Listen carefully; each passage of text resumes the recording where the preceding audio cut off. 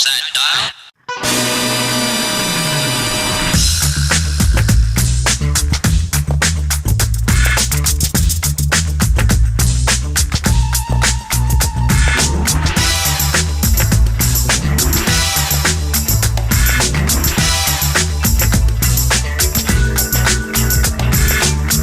This is Garrett J. White, the authentic entrepreneur, coming at you real, raw, and relevant. And this, my friends, is the business breakthrough. Now, today we're going to talk about personal branding. I love talking about personal branding. It almost makes me cry. Not really. But today I'm going to talk about something that might make you cry. Are you ready for it? Are you ready? And I'm not talking about my new mala beads, and I'm not talking about my new belt buckle. Yeah, and that does not mean that I'm a cowboy. It means I ran 100 miles through the Grand Teton Mountains, sucker, in 24 hours.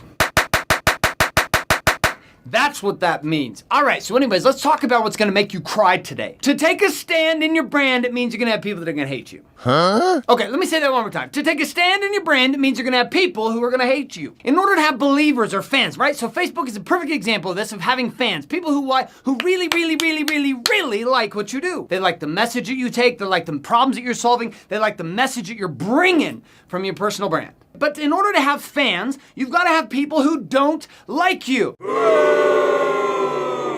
Let's give you an example. When I was in junior high school, the band Def Leppard came out. Pour some sugar on me, in the name of love. Pour some sugar on me, in the name of love. Pour some sugar on me, in the name of love. Now here's the deal. I loved Def Leppard. I was what they called a believer. Now, in order to be a believer, I needed to have non-believers. In order to have a stand, I needed to have a resistance. In order to have a stand, I needed to have a resistance. So who was the resistance in my life to Def Leppard and the amazing tracks that they were pouring some sugar on me with? Well, of course, my mother. Now, my mother considered that Def Leppard itself was of the devil. Now, me, on the other hand, the more my mother considered that Def Leppard was of the devil, the more I wanted to what?